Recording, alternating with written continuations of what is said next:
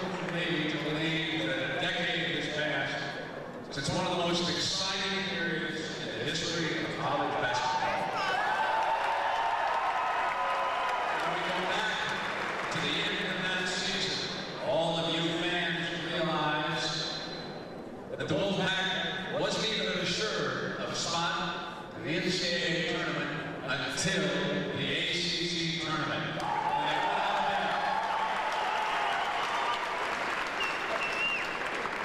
This team won 9 straight games to win it all, 8 of them by a total of 17 points.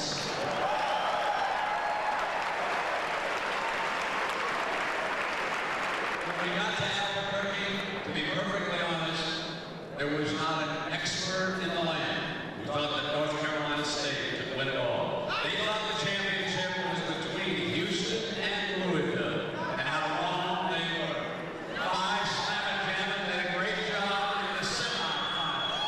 But when it got to the championship game, one of the greatest efforts I have ever seen, it was the Wolfpack ride prevailing. I'm going to ask everyone.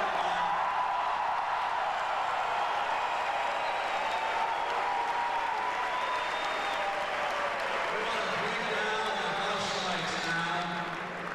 Go back, and I want you to enjoy one more time those wonderful final seconds. All Jim Valvano has ever asked for in his ball club is to be in a position at the end of the game to at least have a chance to win. Can you believe it? The national championship resting now on the Wolfpack hands. 44 seconds left. The game tied. It's 52 all. The Pack with the ball. How are they going to set it up? How are they going to work it? They're going to just take one more time off and get on the last shot. Maybe take it 5 or 6 seconds. Houston's defense will be swarmed. You better believe it. There's going to be a top 44 seconds for all of them coming in out there on the floor. But it's great to see an Anderson. And he is. Wally Osley here with the position that we have in front for you. Inbound. The Wolfpack has his best work. The clock is ticking. Whitworth from the seat gets it again in the second half. Now low. A accident left in the ball game. Whitworth, double D, goes again. They have it spread out right now. A lot to Bailey. 25 seconds left. Thurl gets it back again. Now Whitworth at the center line. Now along in the left corner. Back down to Bailey on the left sideline. Again in the middle. They're spreading forward. Back to Whitworth. 14, 13. Now again. Again back to 10 seconds. Now Sidney goes to Bailey in the corner. 5 seconds left to Whitworth.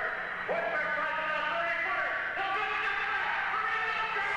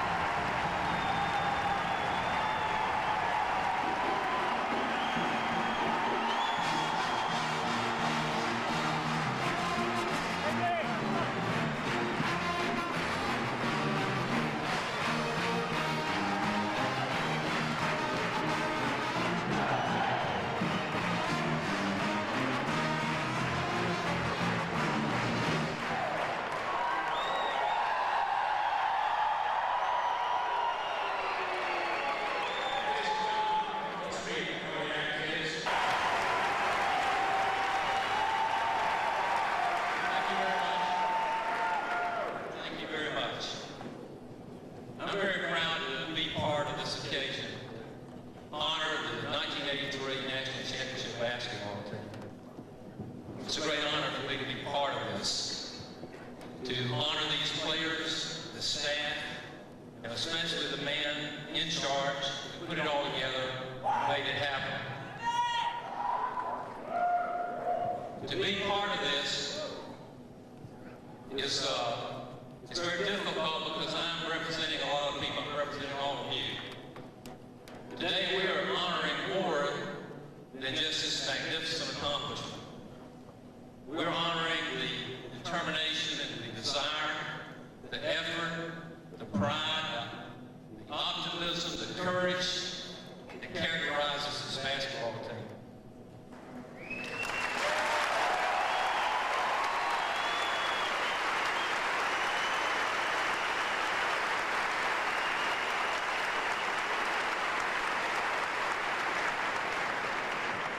We honor their example.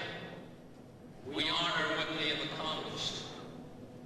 We honor the spirit that overcame obstacles and disadvantages, liabilities, hardships, that overcame all the odds and all the naysayers. We honor that spirit. And we honor the spirit of the man that is the wellspring for that spirit.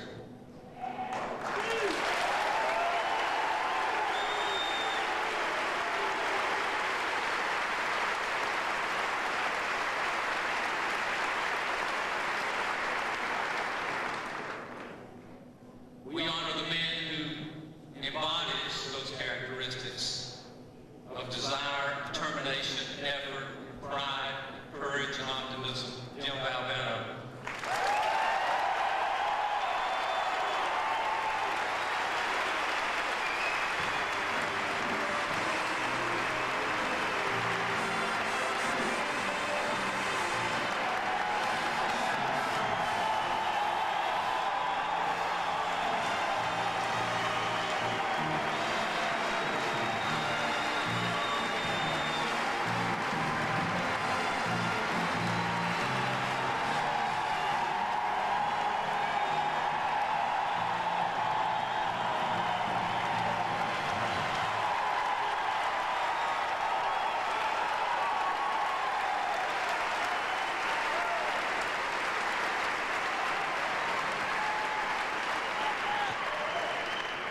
I'm part of this ceremony not because I had anything to do with the 1983 championship team.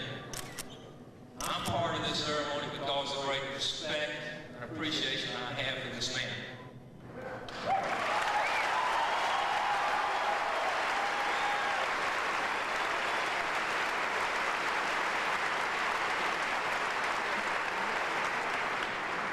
I proudly represent the feelings of the coaches at NC State, all of his friends, all of you Wolfpack fans, and countless others across this country.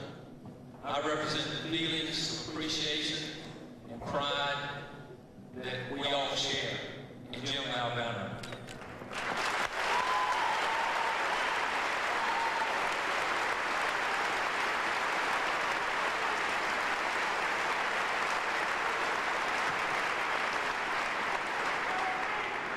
We have this appreciation and respect because we know Jim. We know the love and the loyalty that he's given us. And today we want to give some of that back.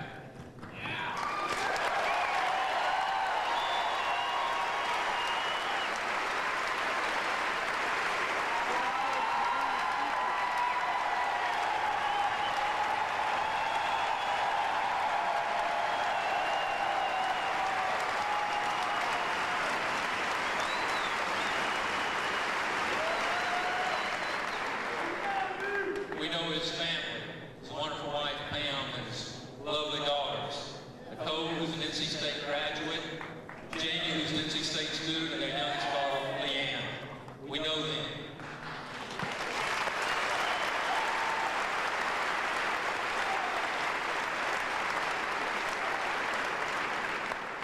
Those of us who know Jim, we know a talented, versatile man. We know his energy, his passion. We know his intellect. We know his world-class wit and sense of humor. We know his compassion for other people. We know his honesty and openness. There's no pretentiousness in Jim Valvano. He lives up to the motto of our state, to be rather than to seem.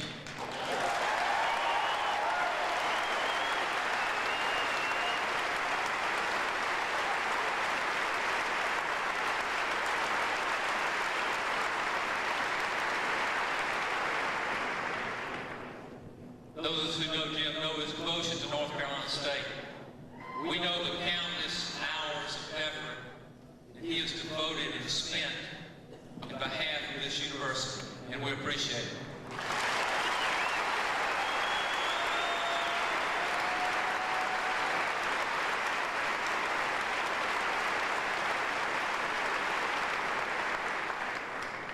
We know, and these players know, the dedication that he has for his players, his efforts for them, and the opportunities that he's provided for them. They know that, and we know that.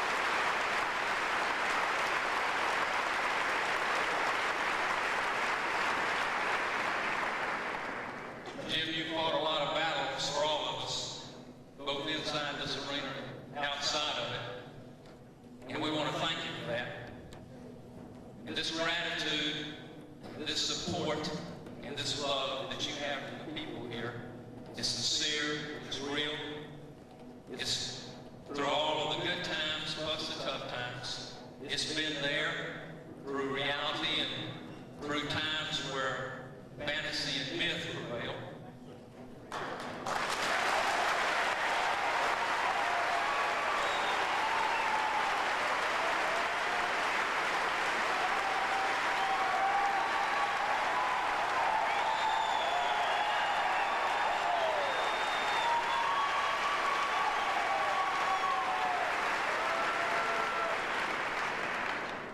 Our love and support has been there in battles past, and it's constant through battles to the present.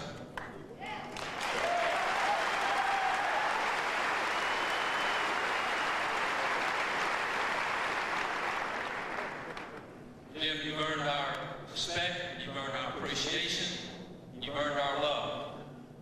You've inspired us, you've led us to levels of unprecedented achievement. You've raised us up. You've shown us the view from the mountaintop. And all along the way, you made us enjoy it and have fun at the same time.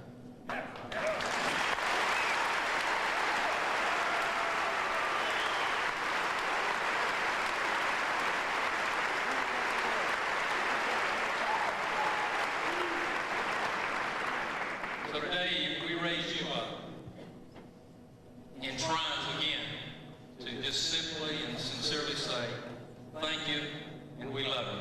Ladies and gentlemen.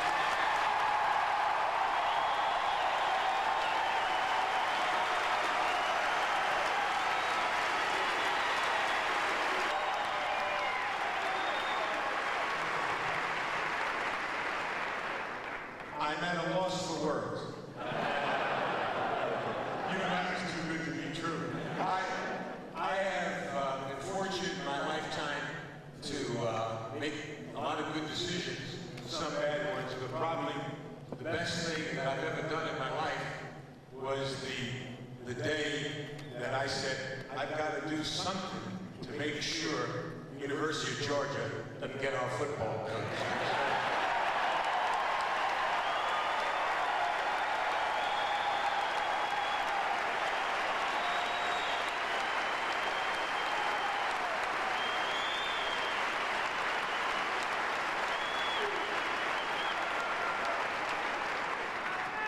Because we've got, as you know as well as I do, the best football coach in America.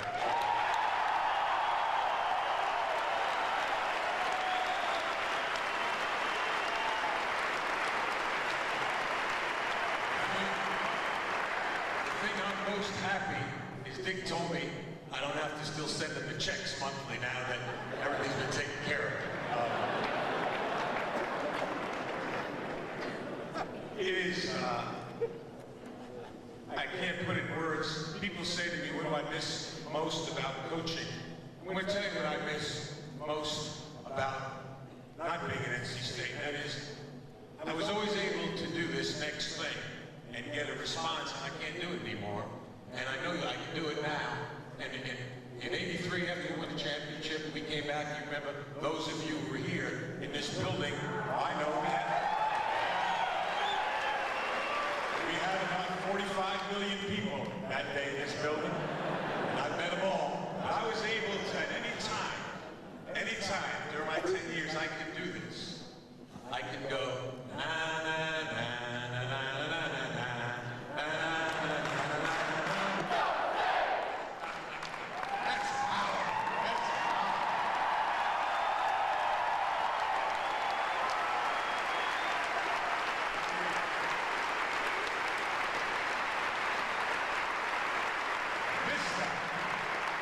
I miss that now when I'm in airports and I go, na na na na, and they take me away. I miss that. I've come a long way from 1980 when Charlie Bryant gave me my first red jacket. I apologize for the blue, but ABC, I've been trying to get them to change the colors to red now for 3 years. Haven't been able to get that done yet.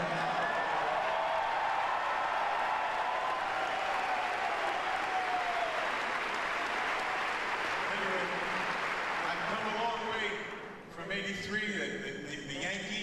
I'm here from New York, and Mr. Bryant gave me my first red jacket, telling me to go give a speech in Greenville. And he gave me my first red wolf tie with the 3 wolves on it. And he gave me my red check pants. And he said, 300 people are waiting for you. And you better be good, because the first speech you give is going to be the one they remember. They'll say, this guy is good. And they're going to say, we hired the wrong fella. And I flew to Greenville, South Carolina for that speech.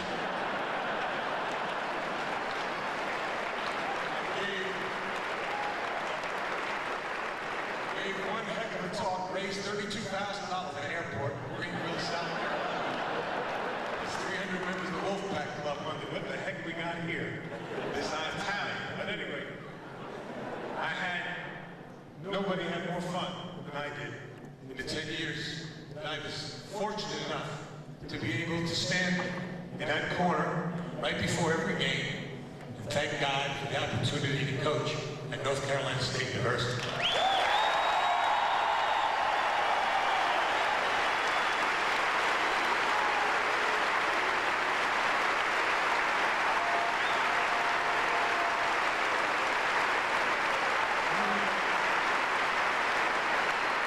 Let me tell you what an 83 team means to me.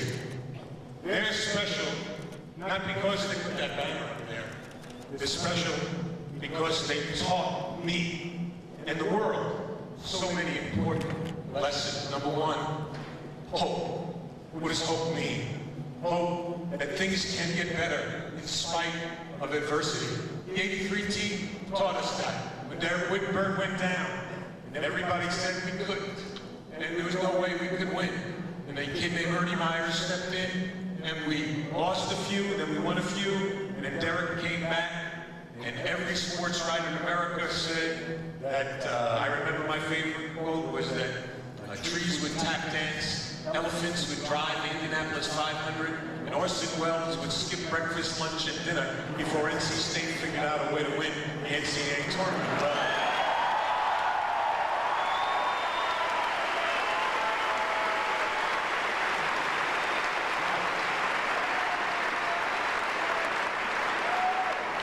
This team taught me that elephants are going to be driving in the Indianapolis 500.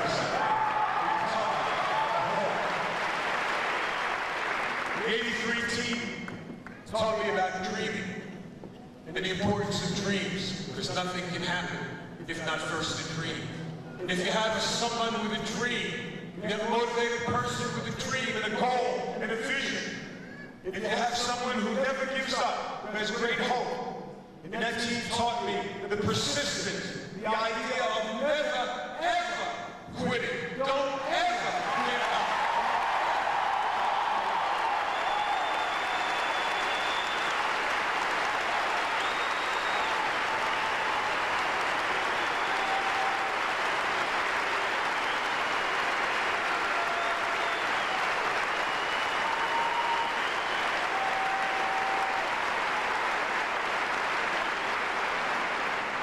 And the 83 team gave you hope, gave you pride, told you what hard work was about. It gave you the meaning of believing in a cause. And lastly, what they taught me, which is so important, is to love each other.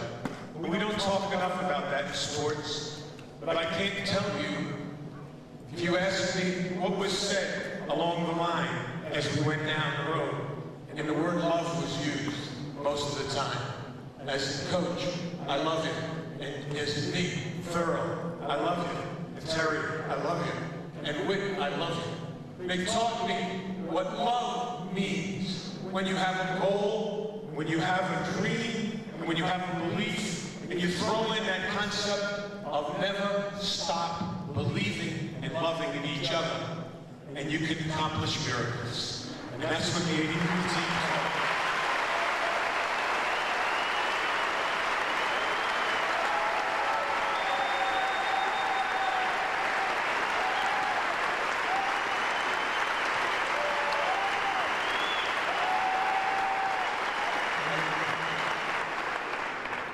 And today I fight a different battle.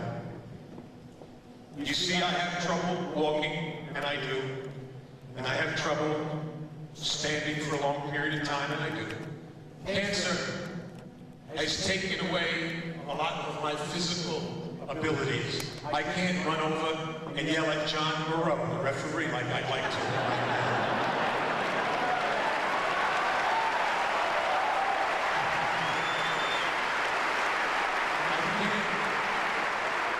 I can't do the backflips I like to do with our world-class cheerleaders. I can't do those things.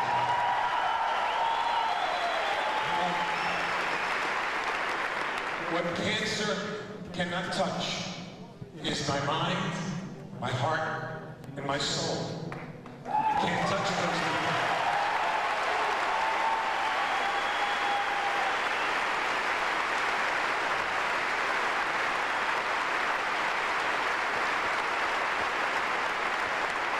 And when people talk about the value of sport and of athletics, remember those things. Because the things that I learned from my basketball team, not just in '83, but every year, the things they taught me were those things I just spoke of, and the things that try to keep me going right now. I have hope that maybe things can get better for me. I have faith in God and in my fellow man that things might get better for me. I have tremendous love for all of the people who care about me and my family. The thing I miss the most is I miss the Dick Sheridans and the Charlie Bryants, and I miss working with Brent when I can't, and I miss all of you people who write and care and say in such a special way, Jimmy V, don't give up.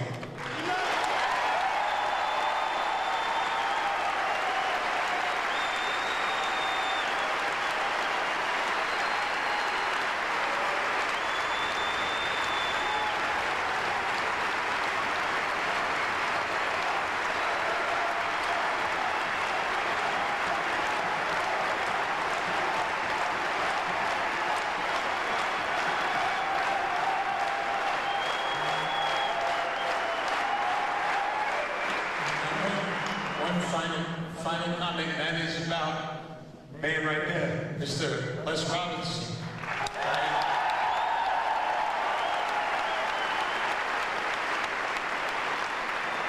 It's always easy to stick by people, to love them, and to care about them when times are good. And people did that with me. When times get bad, the true friends and the true supporters stick by you. I want you all to know, from one coach to another, that Les Robinson is going to hang his own banners up here in a couple of years.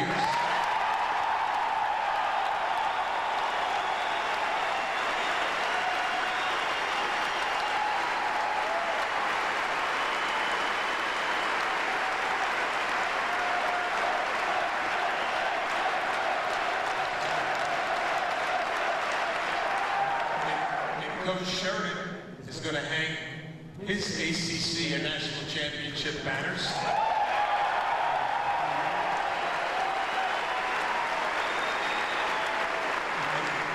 And how do I know that?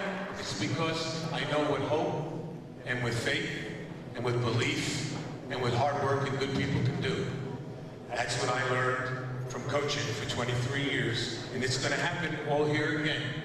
And I promise you, I will never give up my fight. And I'm going to be here to see those things happen to my family.